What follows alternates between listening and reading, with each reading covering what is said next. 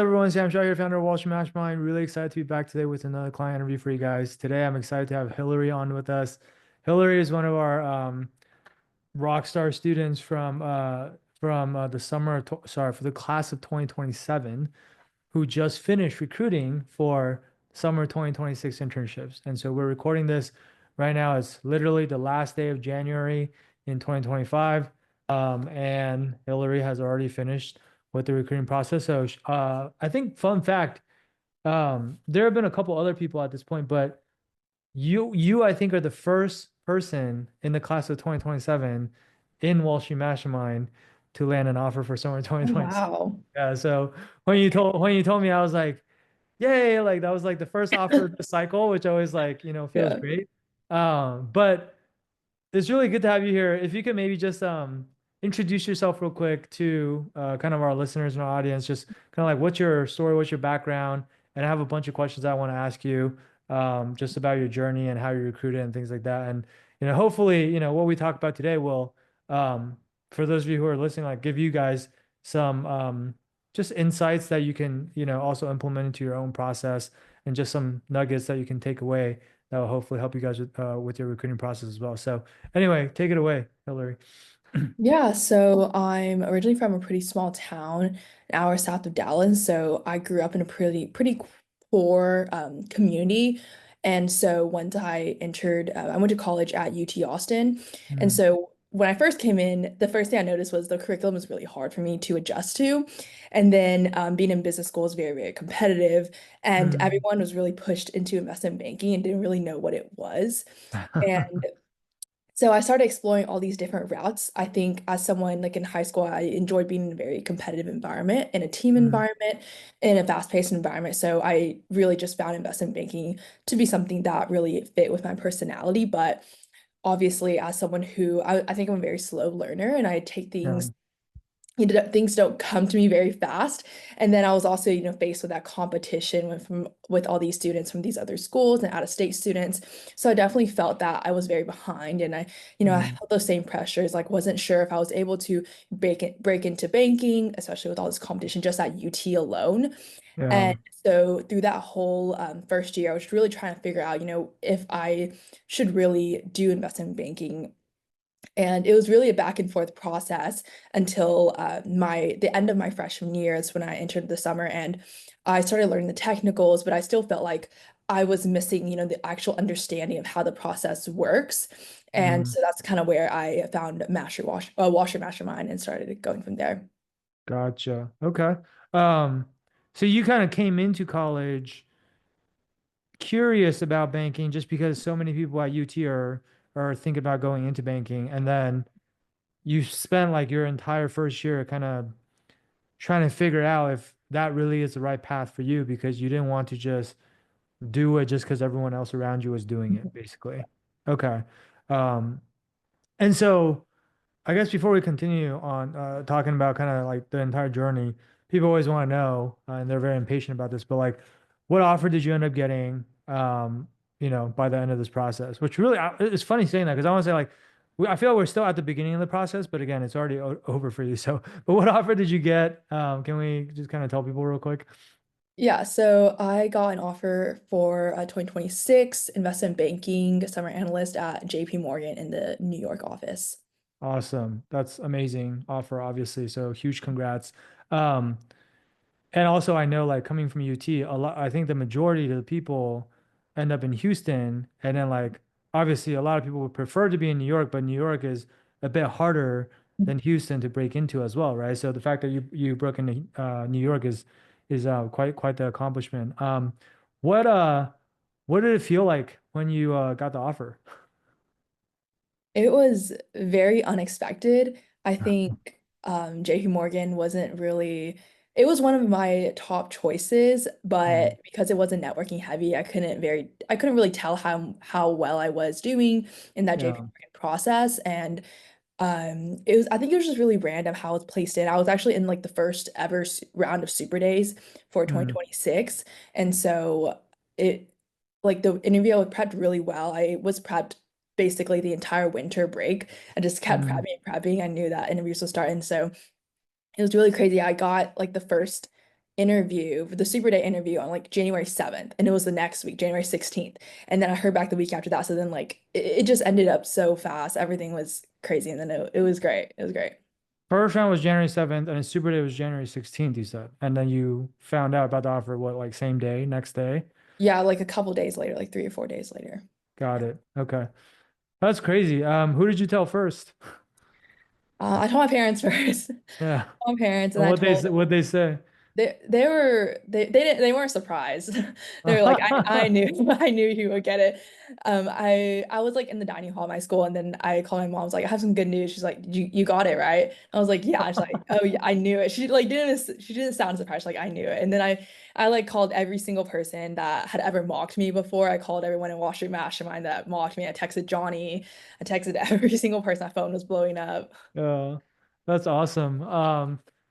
Your parents had a lot of confidence and faith in you. So it seems like even more than you had in yourself. Would you say would you say Yeah. that's accurate?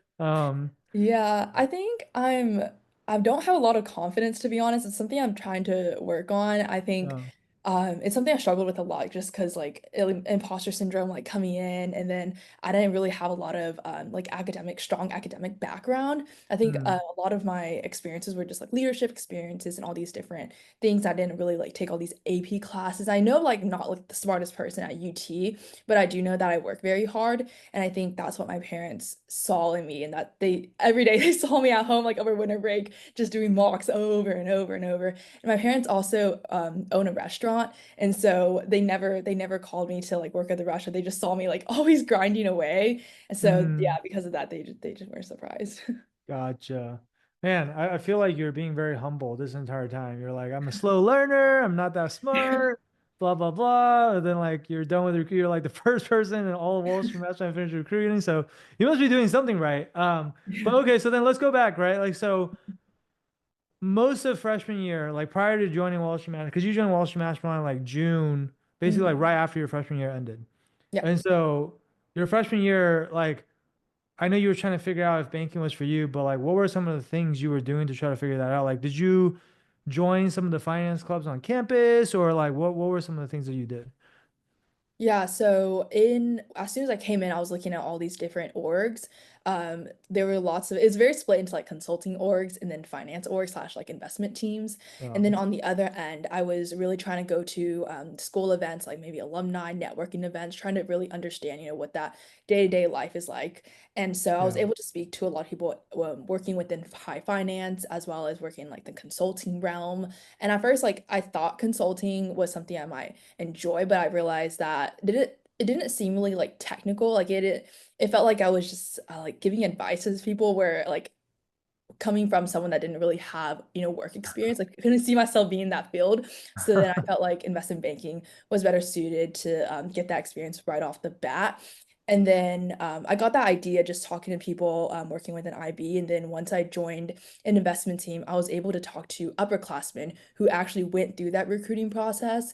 And then they gave me advice on how to really think about IB and to truly have like a actual reason for wanting to do IB. Otherwise, the process is so difficult. If you don't have a Yeah, real reason, you wouldn't be able to make it through the process.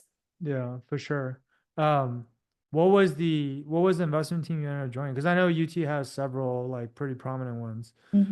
I joined Longhorn Investment Team. It's a relatively new one. So that's the one that I joined. Gotcha. Okay. Oh wow. I think you're in the same one as Krish then, right? I know Krish. Okay. Yeah. Yeah, No, I because know. I just did a client interview with him yesterday because I know Oh, he got an offer I think he too. plays too. Yeah. Yeah, yeah, yeah. Okay, Yeah. well, you guys are Longhorn investment team crushing it.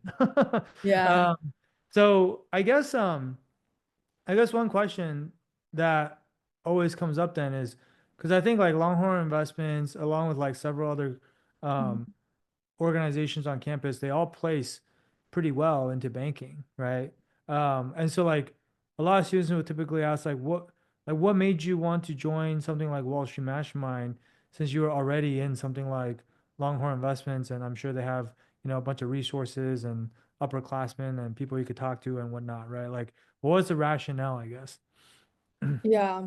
So I was in long-term investment team the spring of my freshman semester, No. and while I was in it, there were only like maybe two people who were going to New York, and it was like Mm, Bolus and then Rothschild, and everyone like no one else was doing anything IB related. So I feel like they mm, could only really talk to their experiences. They were also both guys, so like I didn't feel like I could really connect with them with what I wanted to do and like how mm, I wanted to navigate the IB recruiting process and things like that. And so once I was in my call with Patrick from Wall Street Mastermind, I think he gave me a better, like, broader overview understanding of how, you know, everyone in Wall Street Mastermind has like lots of more broader expertise compared mm. to the two people that I knew in my investment team. And they only had just gone through the process. They don't even know what it's like in a corporate setting, or they Yeah, haven't even started the job. So I think joining Wall Street Mastermind gave me a better understanding from more of like a more like a circular experience or like a broader experience from like the other side. So because yeah, I was able to talk to these coaches who were like in that seat in those HR positions. yeah. Are you saying there's only two people per year that go to New York, or there's not two people that get into IB, right? Is it two people that end up in New York? Yeah, so long-term investment team like only I think in my year has done really well. I think in past years they've only landed like very few people. A lot of people go to Houston, like you said. So two people in the org above, like in the class above me, are going to New York. Gotcha, gotcha. Okay. So, and then your goal was always to go to New York from the Mhm. beginning. Like, I Yeah. guess you grew up in Texas and you want a change of scenery. Yeah. Yeah. Yeah, gotcha.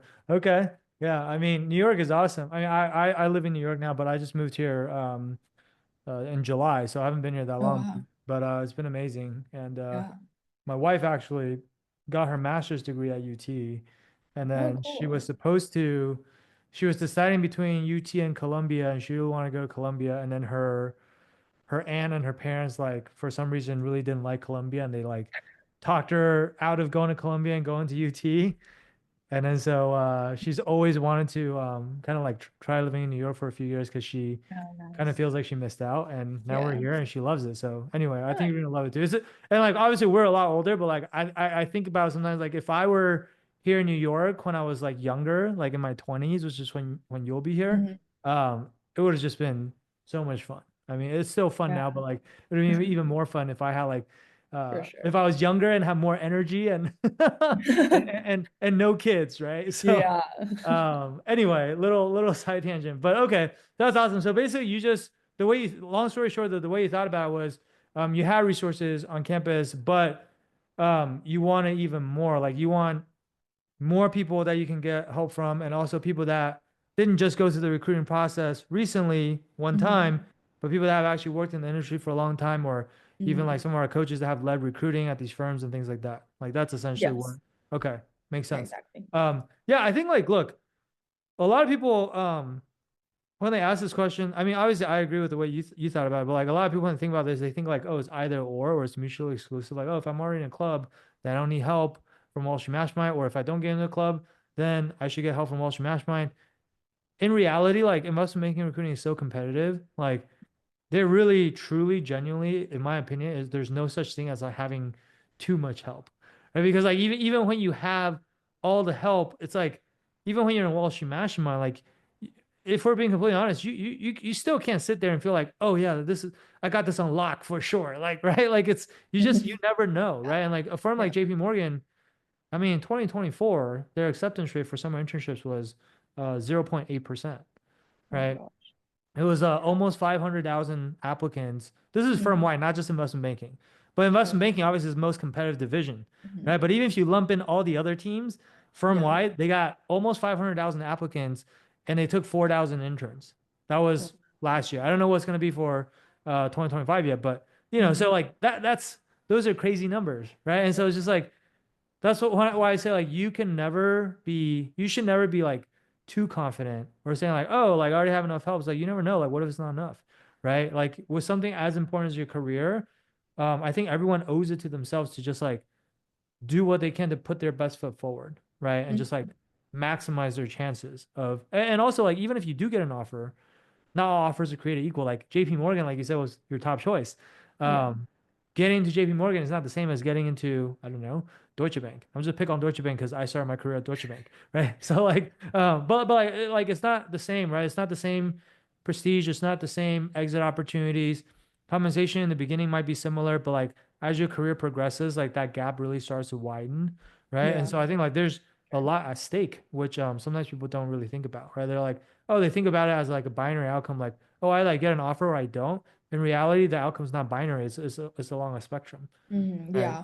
I also think like people don't realize how or what they need to work on or what they're lacking when you Mm, don't see like what you're actually supposed to do. Like I think when I was just doing stuff on my own when I hadn't joined Wall Street Mastermind, I was just thinking, oh, like I am learning and I am improving every day. But then once I joined, I was like, this is how much I actually need to do and where I mm, should be. And that was a better understanding for me to actually like plan out what I need to do on a day to day instead of just like mm. mindlessly like thinking like here and there like I need to do like this and this, but wasn't really exactly like understanding like the tangible like plan that I needed to implement.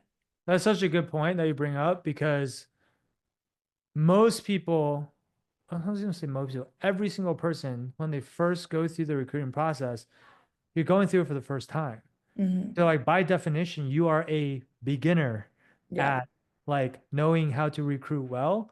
And it's not just recruiting, but with any new thing that you're trying to get good at, when you're a beginner, there's a lot of things where it's just like you don't know what you don't know, right? Hmm. And then so you can feel like you're being very busy and you're doing all these things and like just because there's a lot of activity doesn't mean that you're actually like making a Doing. lot of progress or being productive, right? If Mhm. that activity is not being spent on the right things or doing Yeah. things in the right order, a lot of times it's kind of empty calories, right? Yes. So I think in psychology they call that the Dunning-Kruger effect, right? Which is just like people that are not really good at something yet usually overestimate how good they are at that thing or how much they know. And then like it's usually the people that are like really, really good at something that know that usually think like, oh, there's still so much more that I don't know. Yeah.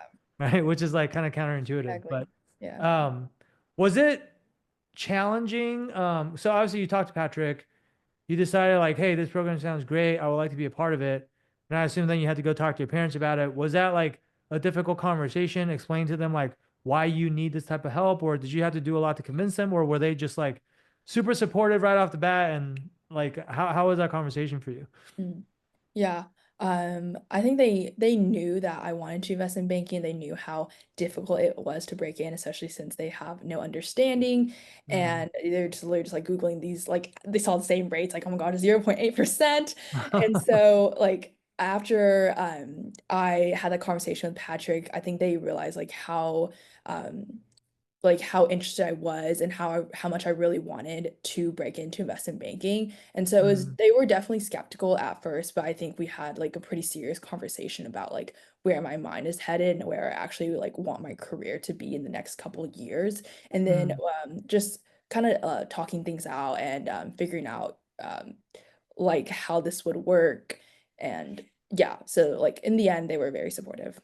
Yeah, that's great. I mean, it seems like I don't know, I'm just reading between the lines because obviously I don't know your parents, but it seems like a you probably were like, a pretty good kid growing up and you always did like tried hard in school, did what you're supposed to do. And so like I think there's a level of trust there Mhm. where like because we deal with this all the time. Like a lot of students when they want to join our program, a lot of times how supportive the parent is depends on like how much credibility the student has, right? Like if Yeah. you if your parents feel like, oh, I'm gonna buy this program for you, and then you're probably not gonna make good use of it, or you're not gonna do the work, or you're just gonna like be super flaky or wishy-washy, where today you say you want to do banking and tomorrow you're gonna change your mind, then of Mhm. course they're not gonna want to make that type of investment, right? But it's like if you're the type of kid who's always done what you said you were going to do and they know that okay you're really serious about this career and they can tell from talking to you and they trust your judgment, then usually in our experience they're going to be a lot more likely to kind of support what you want to do, right? Like that's kind of like my experience anyway. Yeah.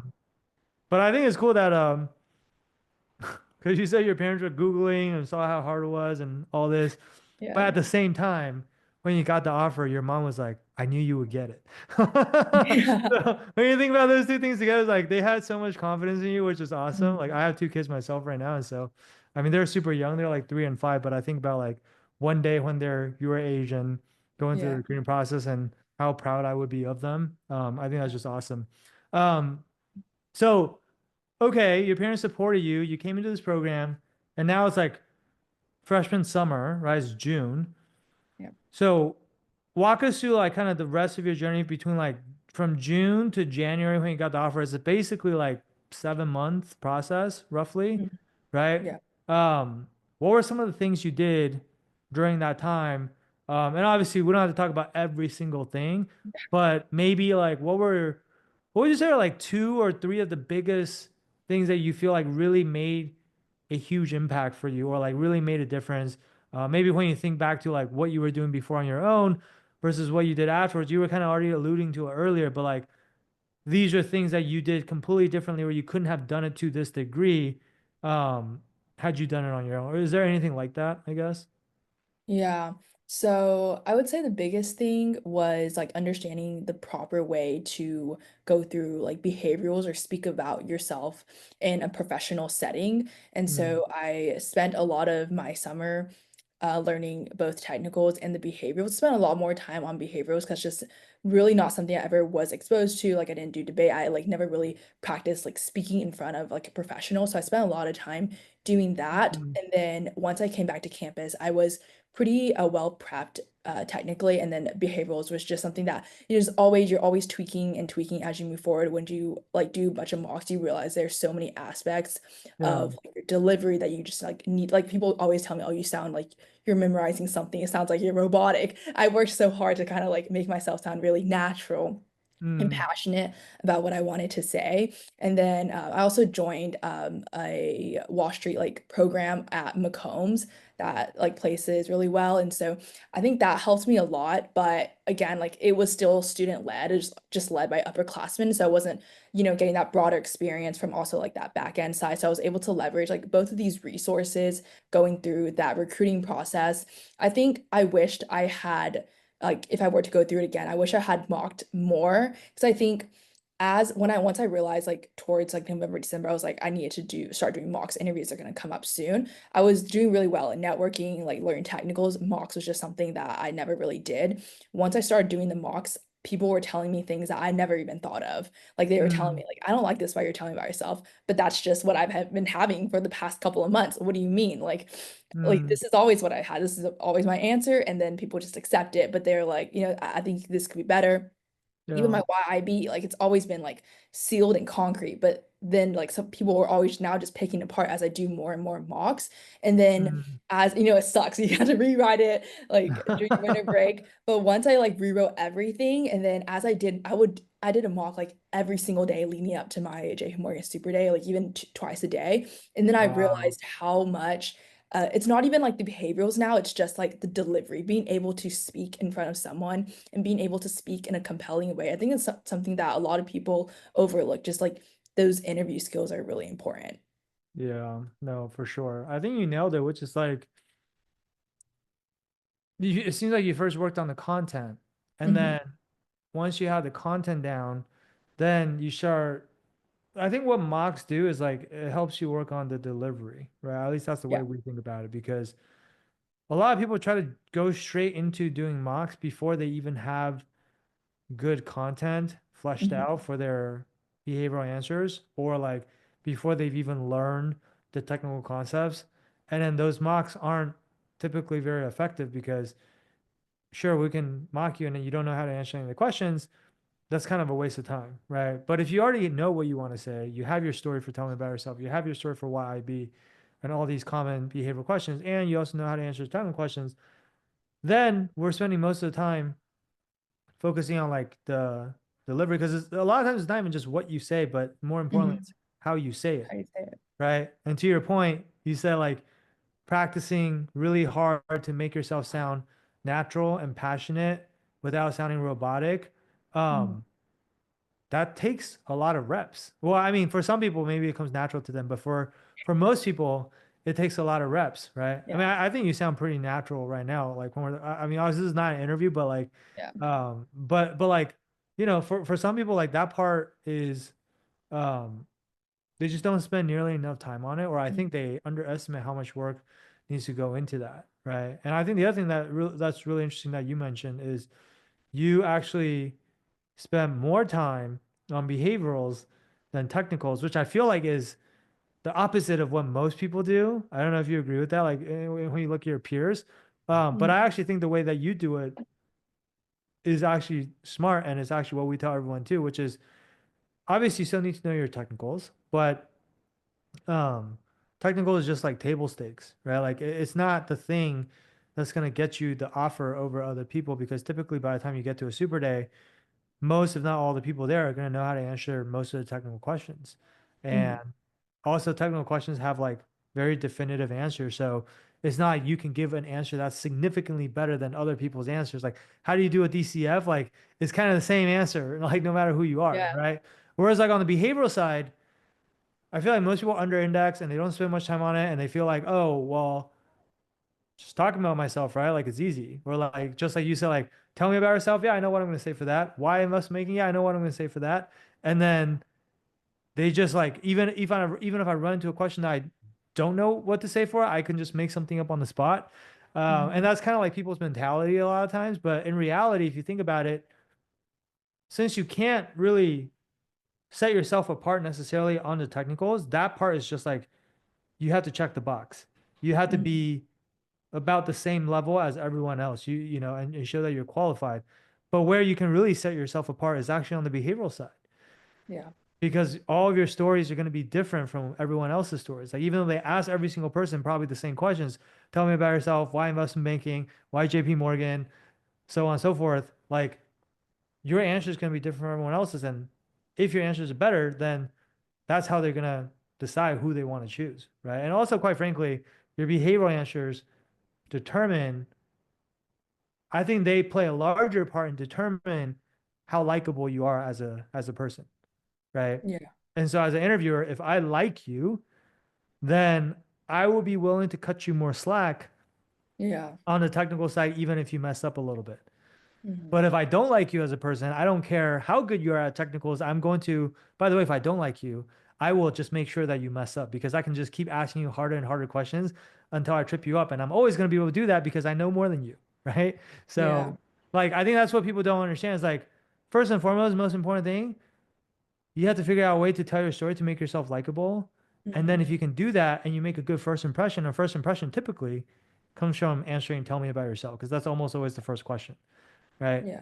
If you do that, then the rest of the interview is going to feel like you're, skiing downhill as opposed to Mhm. going uphill, right? Yeah, I agree. I actually, in my technicals, I didn't get every single question right. Like, I think, I still answered it like with confidence. I think I missed like one or two, but I think my behaviorals were pretty well that it helped it. I think Yeah. something that a lot of people in Wall Street Mastermind kind of overlook is they do like the behavior, they just practice the behaviorals that are given like on the script, like all the tell me Mhm. about times. So then I ask them something different or something weird, like a weirder, like, oh, tell me about a time you dealt with like an ethical dilemma and then they just like don't know how to say it. I think that's like something I also ran into. Like I was only practicing the ones like on the doc and then once I started doing mocks, people were asking me really weird behaviorals. And so Mhm. then I started like having to like chat GPT super weird behaviorals, kind of like going over across like any single behavioral that someone could ask me and really practicing like that structure and not like getting flustered and just staying Yeah. calm and having that like McKinsey method. So I think that's really important as well, like not just doing like the basic stuff. I Yeah. think that's important too, but sometimes they can ask you like really weird behaviorals as well. What is the McKinsey method that you just mentioned? Can you kind of explain that a little bit for the audience? Yeah, it's just like the three-step method that you should take when answering like any behavioral question. Not like talking about time. It's more like, oh, like in my JP Morgan Super Day, I got asked like, oh, how do you work? How do you delegate? How do you communicate with different types of people? So then I was like, oh, these are three things I focus on. First, this, second, this, third, this, and then I kind of summed it up. And that's just like a structure I found that was really conducive to like getting my message across without like just sounding like I'm blabbing and saying different things. Yeah. So just like saying things in sets of threes, basically. Yeah, sets of threes. Yeah. Yeah. Yeah, that makes sense. And we tell everyone to do that too because, quite frankly, like people, I don't know, something about the way the human brain works. Like we like hearing things in sets of threes, and it makes it feel more complete, right? Yeah. Yeah. Um, what? So, by the way, like what you said too about messing up on a few technicals, but still getting the offer because your behaviors are really good. Mhm. We've heard that many times from students in Wall Street Mastermind. Yeah. And so like that's just like people don't usually believe us when we say that, but like that really is what happens. We see people do that all the time, but we don't see people who have mediocre behaviorals and nail their technicals and then still get the offer. Like that's Yeah. just not really how it works, right? Mhm. Um, so what do you think? What do you think like enabled your behaviorals to stand out, I guess, from other people's? Like, Yeah. was there anything in particular that you feel like obviously I know you did a bunch of mock interviews, Mhm. but was there anything else in terms of your preparation process that you feel like helped you make your answers a lot better than they were initially? Yeah, I really try to focus on putting together a bunch of different, very, very different stories. None of my stories were related to my internship, or at least like one, and then none of them were really related to school. So I think going through mocks, they all my mock interviews, none of them were really interested in those school, those like internship stories. Like everyone kind of has those stories, and so I really Mm. focused on sharing my stories with like my very unique background and things that no one really hears about. And so like Mm. in my telling about a time, I was able to talk about something unique about myself. And then my interviewer was really interested and they kind of went off script and then he was just got more interested and then I didn't have to answer any more behavioral questions. So now something that I really focus on. People are just I think people are just more they're more attentive to those kind of stories because they don't really hear them as often. And Mm. then I think I focus a lot on like being able to think through questions like I mentioned earlier, like questions that are maybe more niche, more like bulge bracket questions, trying to test like your personality, who you are. Those are the type of questions that I was really concerned about. I think it shows when I get really flushed and my face gets really red and I start talking very fast. So I knew like off the bat, I'm like a perfectionist, so I like to make sure that there's no mistakes. So when someone would ask me a question that I would never get asked before in my entire life, and I just like literally didn't know how to answer it, I will put that question into ChatGPT. I will tell me to like spit out so many different questions like that one, and I would try and like think about my framework, how I would answer it going Wow. forward. And then anytime in the future going forwards, like any mocks I had, I got a weird question, just write it down, keep putting in ChatGPT. And so eventually, like towards my super day, I was getting like every single behavioral question you could ever ask. And then even if it wasn't that, it was like so similar to something I had looked at before that I already knew how to answer it. So to be clear, you're not asking ChatGPT to give you the answer to the question. You're No. asking ChatGPT to give you variations of Mhm. the same question. Like, how else could they ask this question in Yeah, like a different way? Just so exactly. that just and then you would practice delivering the same story in a slightly different manner to Yeah. match the variation that's being asked. Yes, exactly. Yeah. That is awesome. Obviously, look, like ChatGPT has become such a huge part of everyone's life in like the last year or so. But I would say that is the first time that I've heard a student use ChatGPT that way. And so I don't know, maybe other people have done it too, but I think that's really smart. That's really smart what you did because to be honest, like I think with behaviorals, you're right, because like there's an infinite number of variations of what they could ask you. Mhm. But at the end of the day, like a lot of times when they ask you a question, you might not have an answer prepared for that exact question, but you might have an answer prepared for, so you might have a story prepared for some other question that could be just tweaked slightly and it Mhm. would still work for that different question, right? And so I think like practicing the variation thing is really smart. So, I mean, just like anything else, it's like Yeah. muscle memory. Like the more you practice something, like the better you get at it, right? Yeah. Um, how much time would you say I mean, you probably didn't time yourself, but if you had to like ballpark it, how much time would you say you spent doing this exercise, like practicing answering questions of all different variations? Like, if you put it in terms of hours, like what would you say ballpark? I would say I really focused on it like my winter break. So those 3, 4 weeks I was out of school, I think I did maybe like 2 to 3 hours a day. And then I Wow. would focus on like a single part of my behavioral. So I would just do tell me about it times. I would spend that like the several hours in that day just doing tell me about it times. And then I like asked ChatGPT like spit out like every single tell me about it time I could possibly ever get asked.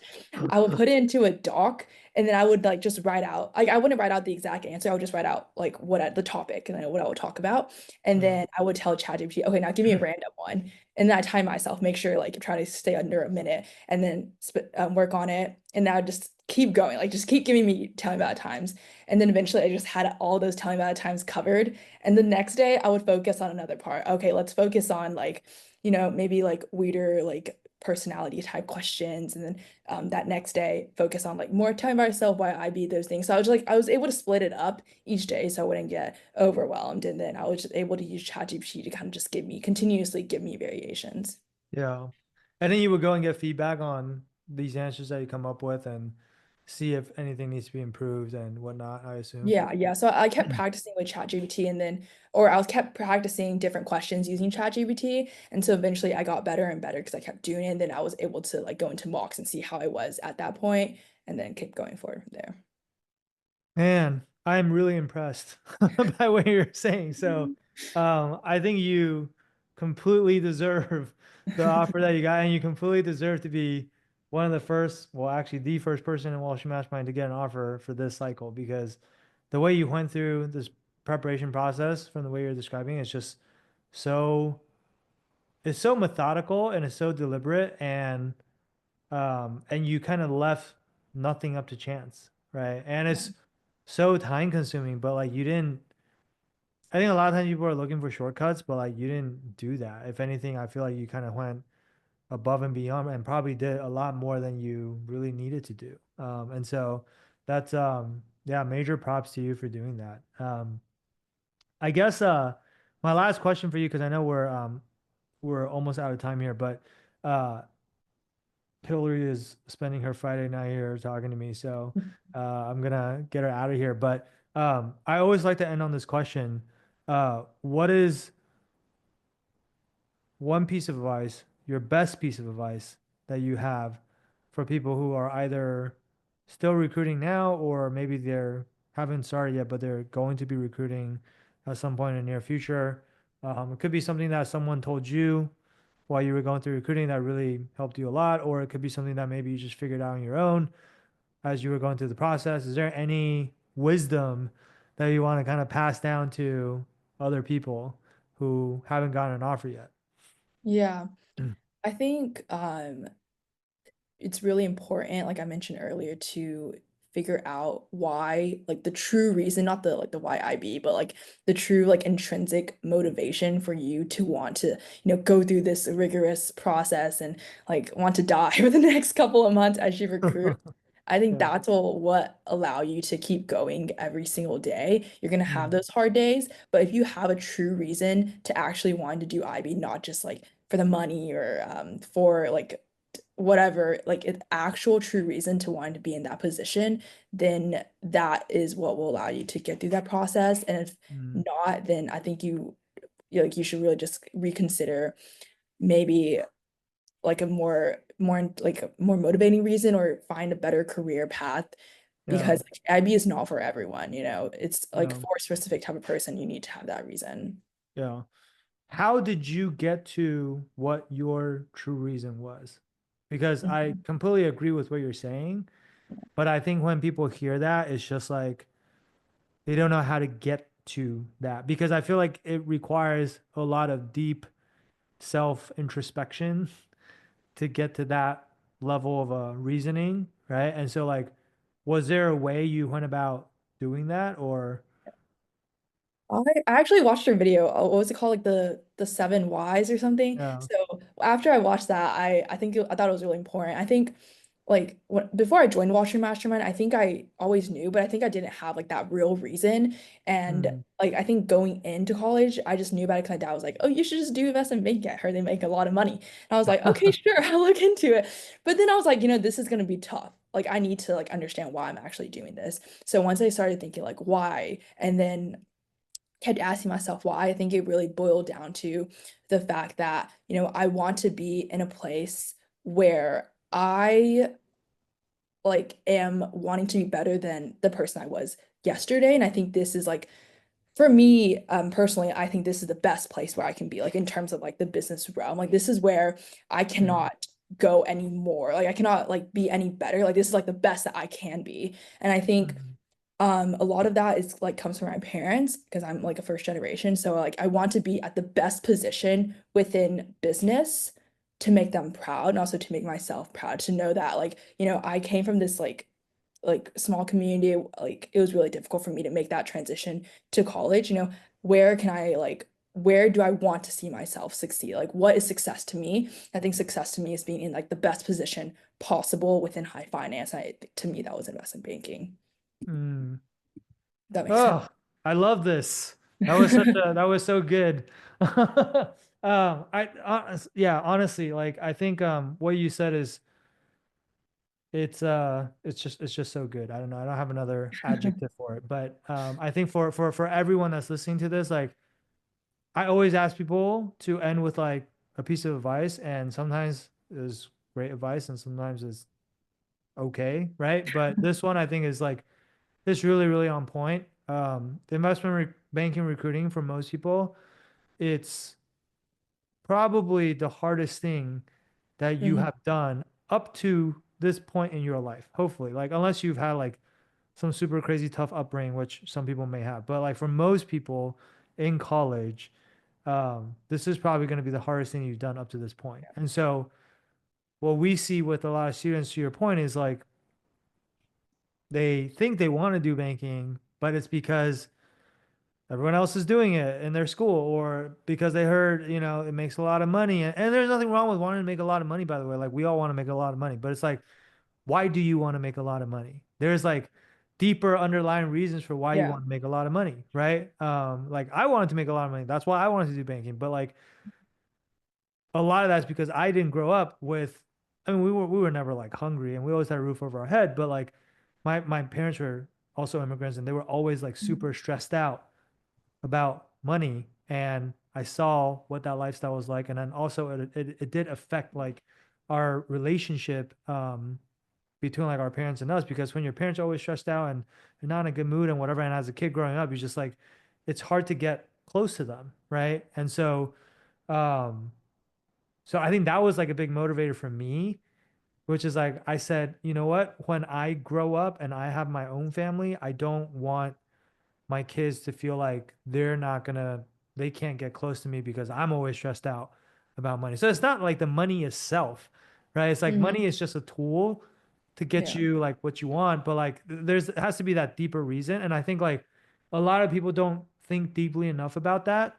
And then when they start going through recruiting, they're like, oh wait, this is a lot harder than I thought, or like, oh, this is a lot more work than I thought. Like Yeah. what you described, having all these variations and practicing 2, 3 hours a day, every day, 3 hour work. But like a lot of people just don't actually want to do that because they don't actually have like that really deep reason for why this is important to them, right? And so if this is Yeah. not important enough, then to your point, like there are a lot of other much easier jobs that you could go for, Mhm. right? Exactly. So that's Yeah. man, that's amazing advice. So um, I'm gonna end it on that note, end on a high note. Yeah. But for those of you who are still with us, if you listen to Hillary's story and if you can relate to a lot of things that she's saying, maybe you also have a really strong reason for why this is something that you want to pursue, and you also understand how competitive it is, how challenging it is, and you want to just put your best foot forward and Mhm. maximize the probability of success for you. And not even just probability of success, but also like maximize the quality of the offer that you can get. Mhm. I want to encourage you guys to reach out. If you want to speak with our team, we're happy to, chat with you about your situation, what your goals are, what you feel like you need help with, and then based on that, we'll let you know like what we think needs to be done and whether we can help you or not. And so if you want to do that, you can apply by going to www.wallstreetmastermind.com/apply. The street's abbreviated to ST. So it's wallstmastermind.com/apply. And we look forward to talking to you. All right. With that said, Hillary, I want to thank you again for taking the time on your Friday night to talk to us about just your journey and sharing so many good insights about um, things that you did that enabled you to have the type of success you had. I actually, a lot of times when I do these interviews, I hear things that I've heard many, many times. But in this interview, I feel like I heard at least two or three things that I never heard before, which is awesome. And so, really appreciate you sharing your story.